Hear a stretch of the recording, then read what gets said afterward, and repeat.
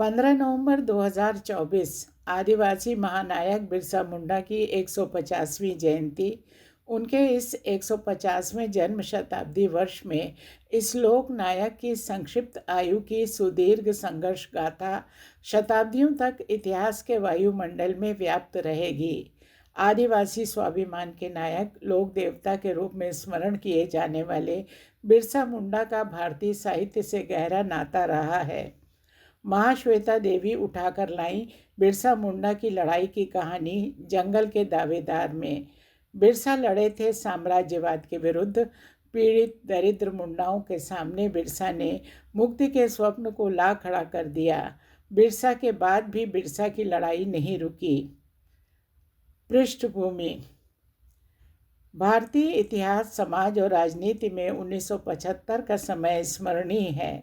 इसी साल 25 जून को आधी रात के समय भारत में आपातकाल की घोषणा हुई।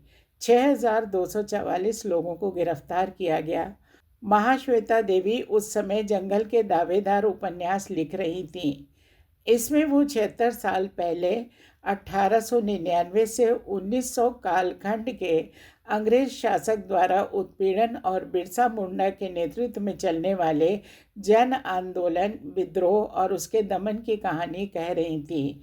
उनके उपन्यास पर देश काल की तत्कालीन परिस्थितियों का प्रभाव स्वाभाविक था।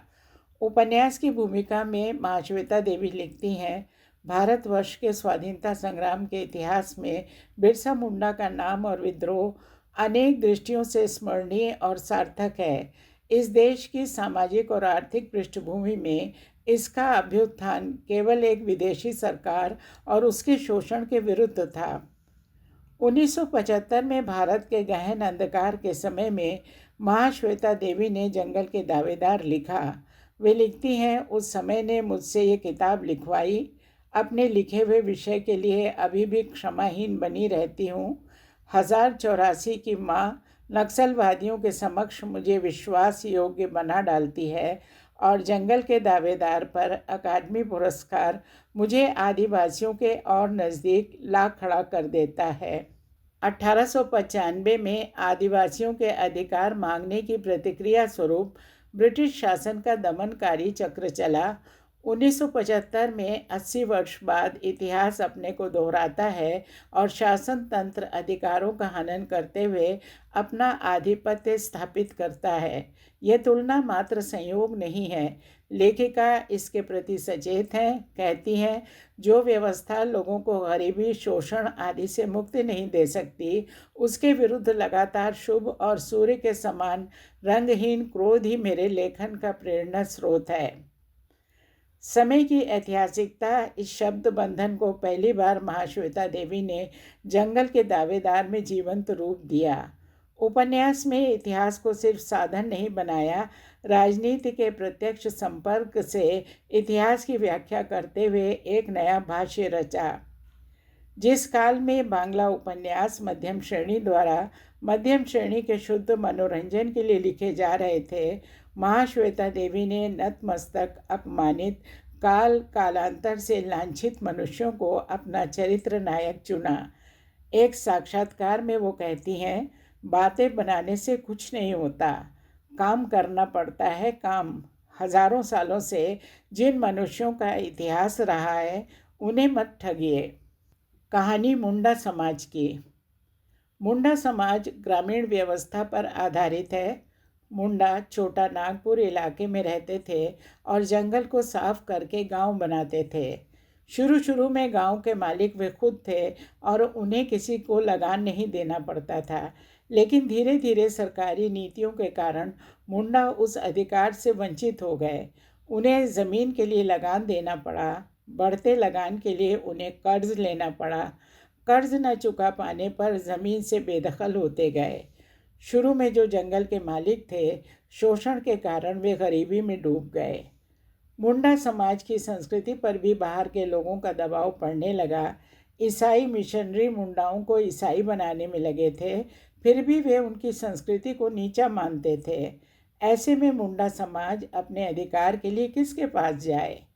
कहीं कोई सहारा न पाकर मुंडा विद्रोह कर उठते हैं, जिसका नेतृत्व बिरसा मुंडा ने संभाला। इस विद्रोह को उलगुलान कहा जाता है, यानी धर्म युद्ध। 19वीं शताब्दी के अंतिम 6 वर्षों 1895 से 1900 में मुंडाओं ने 2 बार विद्रोह की कोशिश की। ब्रिटिश शासन के पास उनका सामना करने के लिए भेदी थे, हथियार थे, सैनिक बल था। मुंडा विद्रोह टिक नहीं पाया। 1900 में बिरसा की मृत्यु के साथ मुंडारी राज का सपना बिखर गया। जंगल के दावेदार कथावस्तु। जंगल के दावेदार की कहानी की शुरुआत 9 जून 1900 की सुबह 9 बजे मुंडा विद्रोह के नेता बिरसा की मृत्यु से होती है। मृत्यु ब्रिटिश कारागार में होती है। मृत्यु का कारण डाइड ऑफ एशियाटिक कॉलरा लिखा जाता है, लेकिन महाश्वेता देवी उस दौरान की परिस्थितियों और जनमन में व्याप्त कथाओं को लेते हुए अपने उपन्यास में कई दिनों तक बंदी गृह में अपने सहबंदियों से अलग निर्जन में रखकर बिरसा के भोजन में विष मिलाने की बात उठाती हैं। यही नहीं, न्याय संघर्ष जमीन की रक्षा के लिए लड़ रहे मुंडा बिरसाइतवारों के विरुद्ध अंग्रेजों के अत्याचार की भी कथा इस उपन्यास में कही गई है। जंगल के दावेदार मुंडा विद्रोह पर केंद्रित उपन्यास है, जो 80 वर्ष पूर्व की घटनाओं पर आधारित है। इसका प्रमुख पात्र बिरसा मुंडा है। वो अंग्रेज़ों तथा उनके साथी जमींदार आदि के विरोध में, उनके शोषण के खिलाफ तथा अनेक अधिकारों की मांग करते हुए 26 साल की उम्र में प्राण न्यौछावर कर देता है। महाश्वेता देवी के लिए वो विद्रोह इतिहास के पन्नों पर अंकित घटना मात्र नहीं है।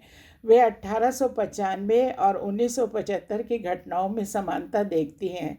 उनके लिए अधिकारों की मांग और उस मांग के विरोध में दमन चक्र दोनों ही समय स्थान की दृष्टि से प्रासंगिक है।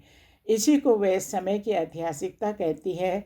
इस दृष्टि से बिरसा उनके लिए धर्म युद्ध का प्रतीक, उदात्त चरित्र है।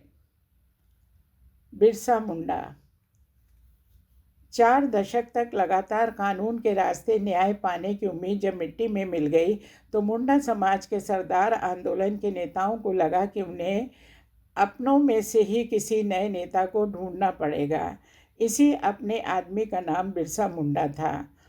उसके नेतृत्व में भी मुंडा समुदाय ने 1897 और 1899 से 1900 ईस्वी में विद्रोह करके छोटा नागपुर से सभी विदेशियों को खदेड़ने का प्रयास किया। 1895 के अगस्त महीने के मध्य में लोहार डांगा के पुलिस सुपरिंटेंडेंट को विद्रोही मुंडाओं की तत्परता का पता चला। जानकारी मिली कि 150-200 के बीच सशस्त्र कृषक छोटा नागपुर की एक ऊंची टीले नुमा पहाड़ी पर इकट्ठे हुए हैं। दूसरी तरफ आदिवासियों का एक दल इलाके इलाके में घूम घूम कर आने वाली प्रलय का प्रचार कर रहा था कि इस प्रलय में सरकार बह जाएगी, मुंडाओं का राज्य कायम होगा। 27 अगस्त 1895 आक्रमण की तारीख तय हुई। प्रचार किया गया कि भगवान सिंह बोड़ा खुद उस दिन अवतरित होंगे। बिरसा ही भगवान के प्रतिरूप हैं। बिरसा के प्रभाव से ब्रिटिश सेनाओं की गोलियां पानी बनकर बेअसर हो जाएंगी। ब्रिटिश प्रशासन ने सक्रिय होकर व्यापक पुलिस व्यवस्था से इलाके में दहशत कायम की। 23 अगस्त 1895 को बिरसा को गिरफ्तार कर रांची जेल भेज दिया गया। उसे 2.5 साल की कैद हुई। पहले रांची जेल में रखा गया, फिर हजारीबाग जेल। 2 साल की सज़ा काट कर 30 नवंबर 1897 को बिरसा रिहा हुआ। पुराने अनुयायी फिर उसके इर्द गिर्द जमा हुए। नई योजनाएं आक्रमणों के संबंध में बनी। 1899 के नवंबर में बिरसा नवरतन गांव में आया। फरवरी महीने में जागरी मुंडा के घर में विद्रोही मुंडाओं की सभा हुई। फिर मार्च में सिबुया टीले पर सभा हुई, जिसमें बिरसा ने घोषणा की ब्रिटिश राज्य के रावण को खत्म करना होगा। अंग्रेज साम्राज्ञी मंदोदरी यानी महारानी विक्टोरिया का कुश का पुतला वहाँ जलाया गया। 1899 में 22 दिसंबर को कोटागाडाई में एक महत्वपूर्ण सभा हुई। कुछ महत्वपूर्ण निर्णय हुए। बिरसा ने जमींदारों, राजाओं और हाकिमों के जुल्म के प्रतिवाद में सशस्त्र विद्रोह का आह्वान किया। विद्रोह के लिए 25 दिसंबर 1999 तय हुआ। ब्रिटिश सरकार को विद्रोह की सूचना तो थी, लेकिन उसकी व्याप्ति और शक्ति का सही अनुमान नहीं था। मुंडा विद्रोही तय तिथि पर आक्रामक रूप से सक्रिय हुए। उनके हथियार थे तीर धनुष और पुराने अस्त्र शस्त्र। काफ़ी शत्रु घायल हुए। मिशनरियों के घर बार गोदाम जला दिए गए। ब्रिटिश वाहिनी ने भी जवाबी अत्याचार किए। वे बिरसा को खोज रहे थे। अपनी शक्ति संगठित करने के लिए कुछ दिन विद्रोह शांत रहा। 5 जनवरी 1900 के बाद मुंडा विद्रोही अंग्रेज़ों और उनके समर्थक जमींदार महाजनों पर टूट पड़े। 5 जनवरी को गया मुंडा के घर विद्रोहियों की मीटिंग हुई। इसकी खबर पाकर अंग्रेज़ पुलिस ने घर को चारों तरफ से घेर लिया। पुलिस को पीछे हटना पड़ा। दूसरे दिन पुलिस कमिश्नर ने विशाल पुलिस वाहिनी के साथ फिर आक्रमण किया। इस बार भी उन्हें पलटवार ने परास्त किया। इस बीच बिरसा गुप्त रूप से आऊ भातु गांव चला गया। पुलिस ने वहां भी घेरा डाला, लेकिन बिरसा छद्मवेश में वहां से बच निकला। अब बिरसा गांव-गांव घूमकर किसानों को ब्रिटिश के विरुद्ध उकसाने लगा। बिरसा को पकड़वाने के लिए इनामों की घोषणा हुई। कुछ मुंडा मुखबिर बने। 3 फरवरी 1900 को उन्होंने बिरसा को पकड़कर पुलिस के सुपुर्द कर दिया। किसान अपने प्रिय नेता को छुड़ाने की कोशिश करने लगे। बिरसा मुंडा को रांची जेल में लाया गया। कई महीनों के बाद 9 जून सुबह 9 बजे बिरसा मुंडा की मृत्यु रांची जेल में हुई। उस समय बिरसा सिर्फ 26 साल के थे। उनके अनुयायियों में बहुतों को फांसी हुई और कईयों को लंबी जेल हुई। मुंडा विद्रोह के मुख्य बिंदु। मुंडा विद्रोह की खासियत थी विद्रोही किसानों का धार्मिक उद्वेग। जर्मन मिशन स्कूल और कैथोलिक गिरजा स्कूलों में शिक्षित बिरसा मुंडा का विचार था कोलों के कुसंस्कार दूर करके जाति को उन्नत बनाए बिना बहुत दिनों तक दिकुओं के शोषण अत्याचारों से मुक्ति दिलाना असंभव है। कोल जातियों के धर्म और प्रचलित हिंदू धर्म के साथ ईसाई धर्म के मिश्रण से बिरसा ने एक नया धर्म मत बनाया। बिरसा मानते थे कि उभय पक्ष के धर्म प्रचारक ही मुंडाओं के सबसे बड़े शत्रु हैं। मिशनरी जीवन में सीखे गए पाश्चात्य शिक्षा के समर्थक पक्षों को भी बिरसा ने अपने धर्म में शामिल कर उसे उदार और जनमुखी बनाया। जब वीर कृषक बिरसा के नए धर्म में दीक्षित होकर विद्रोह की तैयारी कर रहे थे, तब जमींदार ब्राह्मण पुरोहित महाजन मुंडा अंचल से भागने लगे। मुखबिरों के कारण मिली असफलताओं से मुंडा लोग समझ गए कि जंगल और ज़मीन पर पूर्णकालिक अधिकार के लिए मुंडा राज की प्रतिष्ठा करनी पड़ेगी। मुंडा विद्रोह का महत्वपूर्ण पक्ष था विद्रोहियों को समाज संस्कार की तरफ मोड़ना।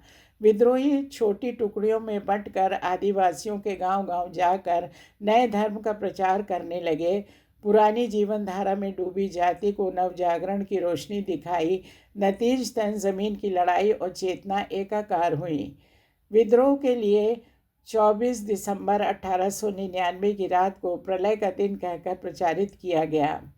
शोषण मूलक धर्म के विरुद्ध प्रगति मूलक धर्म को विद्रोहियों ने हथियार बनाया। मुंडा विद्रोह में बिरसा और उनके नए धर्म बिरसाइत की महत्वपूर्ण भूमिका रही। मुंडा विद्रोह की सबसे बड़ी सच्चाई है जागीरदारी व्यवस्था के सामने वीर कृषकों की लड़ाई। इसके पहले उनके धार्मिक पथ प्रदर्शकों ने जमींदारी व्यवस्था और बेगार प्रथा को बंद कराने का अपना आश्वासन भी पूरा किया। बहुदेवताओं की पूजा में बिखरे मुंडा समाज को बिरसा ने एक देवता की छत्र छाया में एकजुट किया। मुंडा समाज अपनी पूजा स्वयं करने लगा। मुंडा विद्रोह में सभी स्तरों की जनता ने भाग लिया। सबसे पहले ब्रिटिश साम्राज्यवाद के हिमायती देशी सामंत और महाजनों के विरुद्ध विद्रोह का बिगुल बजाया गया। श्रेणियों में बटा मुंडा समाज एकजुट होकर धार्मिक संघर्ष के विरुद्ध लड़ा। 1897 से 1899 में दूसरी बार के मुंडा विद्रोह ने देश प्रेमी गणतांत्रिक और साम्राज्यवाद विरोधी चरित्र ग्रहण किया। जंगल के दावेदार की पृष्ठभूमि। 1895 से 1900 ईस्वी तक के मुंडा विद्रोह के नायक बिरसा मुंडा को लेकर महाश्वेता देवी के उपन्यास जंगल के दावेदार में लेखिका अपने कैनवस को एक निश्चित सीमा के अंदर रखती हैं। मुंडाओं का विद्रोह तत्कालीन सामंतवादी फ्यूडल व्यवस्था के विरुद्ध था। उपन्यास में मुंडाओं के विद्रोह की ऐतिहासिक परंपरा को महाश्वेता देवी ने स्पष्ट किया है। मुंडाओं के सभी लड़के चंदा लेकर ही खुटकटी व्यवस्था की ज़मीन पर दखल बनाए रख सकते थे। सवताल जंगल काटकर जो ज़मीन हासिल करते थे उसका नाम दामिन ईको था। सवतालों के जीवन के साथ ही साथ दामिन ईको में भी दिकु लोग आ टूटे। मुंडा विद्रोह के ऐतिहासिक गवेषणा ग्रंथ के ऊपर ही महाश्वेता देवी का उपन्यास आधारित है, इसलिए उनके वर्णनों में तथ्यपरक भ्रांति कतई नहीं है। बिरसा के पैदा होने के बहुत पहले, शायद बिरसा के परदादा लकड़ा के पैदा होने से भी पहले सब कुछ बदल गया था। बिना तापहीन आवेग के ही वे जीवन मरण की बातें करते हैं। भाग्य के प्रहारों के चलते उनके अंदर ये उदासीनता अव्यापी है। बिजली के चमकते प्रकाश में आलोकित एक कुमारी अरण्य कन्या की तरफ बढ़ता हुआ एक काला हाथ कहता है, ये सब मेरा है। सारा जंगल मिलेगा। वैसे ही जब धरती छोटी बच्ची सी कोमल थी, धरती वैसी ही हो जाएगी। उस धरती पर महाजन नहीं, दिकु नहीं, साहब नहीं होंगे। इतिहास के साथ साल तारीख मिलाकर भी देखा जा सकता है कि मुंडाओं के विद्रोह के साथ महाश्वेता देवी के जंगल के दावेदार की बेहद समानता है। हालांकि महाश्वेता देवी इसमें यह स्पष्ट नहीं कर पाई कि सज़ा की मियाद पूरी होने से पहले ही बिरसा की रिहाई क्यों हुई। इसका स्पष्टीकरण सच्चिदानंद अपने ग्रंथ में करते हैं। 1897 में क्वीन विक्टोरिया की हीरक जयंती के उपलक्ष्य में बिरसा की रिहाई पहले हुई। बिरसा ने धर्म और राजनीति को एक साथ लेकर मुंडा लोगों के बहु ईश्वरवाद को एकेश्वरवाद में लाने की कोशिश की। महाश्वेता देवी ने भी लिखा है कि बिरसा जानता था कि बंदूक में क्या क्षमता होती है, किंतु बिरसा यह भी जानता था कि हार जीत, सफलता विफलता से सभी युद्धों पर विचार नहीं किया जा सकता। इतिहास और उपन्यास दोनों का एकाकार होना जरूरी नहीं है। महाश्वेता देवी ने इस उपन्यास में मुंडा विद्रोह के मूल निर्णायक तत्व उसके मूल रूप में रखे हैं। बिरसा के जीवन के परंपरागत विकास के लिए उन्हें कल्पना की ज़्यादा ज़रूरत पड़ी। यह स्वाभाविक इसलिए है कि वह उपन्यास लिख रही थी, इतिहास नहीं। जिस देश में 150 वर्षों से इतिहास चर्चा का मतलब राजाओं, महाराजाओं, जमींदारों के सिंहासन आरोहण अवरोहण की कहानी हो, उस देश में जंगलवासियों के जीवन और संघर्ष का ब्यौरेवार इतिहास मिलना मुश्किल है। महाश्वेता देवी मानती हैं कि उनका बिरसा केंद्रित उपन्यास जन प्रतिश्रुति का ही परिणाम है। महाश्वेता देवी कहती हैं कि शोषण और दमन के विरुद्ध चेतना को उजागर करना लेखक का दायित्व है और बिरसा केंद्रित इस उपन्यास में वे इसी दायित्व का निर्वाह कर रही हैं।